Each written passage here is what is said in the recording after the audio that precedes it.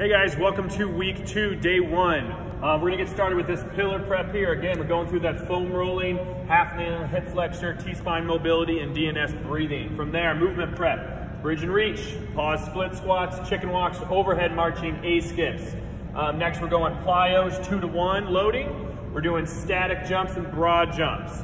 For strength 1, coming over here. Pause squats, 4 by 30 seconds now. Pillar bridge, 4 by 25 seconds, make it a little more challenging. Squat jumps, 4 by 5. Still doing shin box hip mobility. Strength 2, push-up variations. You can do a pause +1, so pause in 1 second at the bottom, and then add in an extra rep in there as well. World's greatest stretch, 1 leg box squats, quad T-spine reach, and then the ESD is every minute on the minute sprints. We're actually doing 20 yards times 8 reps. All right, we have Ryan here. He's gonna show us the bridge and reach today. So getting those hips up, reaching all the way over, getting some mobility in that T-spine, getting those glutes going. Next, he's gonna stand up. We're going into split squat. So I want that pressure in that front foot, kind of getting a piece of paper underneath your front heel, holding that. Okay, from there, we're going into chicken walks. Working on some good balance here. Quad control, squeezing that quad on the way out. Keep that knee up so we got some good hamstring mobility too. Taking that into overhead marching, grabbing something heavy. This is just about 10 pounds. Sticking the arms straight up overhead, having good posture, bringing those knees up, putting some force into the ground there, keeping those toes up as well. Good tight core. From there, going into A skips. Putting some pop into the ground. You can start off nice and easy with some rhythm, then start putting some more pop into the ground. All right, Ryan's gonna take us through some of these plyos as well today. So we're gonna start off doing 2 to 1 plyo loading. So you're dropping down, you're really loading one leg, keeping that core tight, keeping that knee from caving in, okay? So with this one, we're just trying to really load those legs. From next, we're gonna do static jumps. You're pausing 3 seconds, jumping as high as you can. I want you to reach into the sky. So loading down, count to 3, reach up, stick the landing.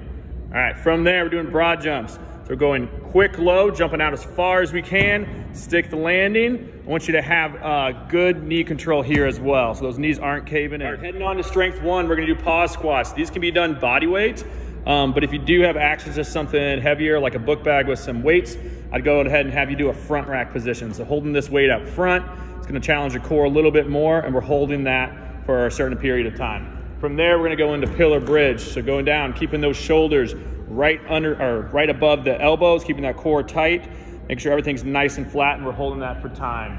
From there, taking that into squat jumps. So once you loading, doing continuous jumps, jumping as high as we can. Absorbing each time, jumping up as high as we can. From there, taking that into some hip mobility shin box. So knees at 90-90, good posture right there, rotating away to the right.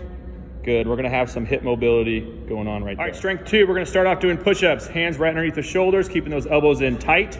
Another variation would be to have your feet elevated. Make it a little bit more challenging. From there, we're going into world's greatest stretch.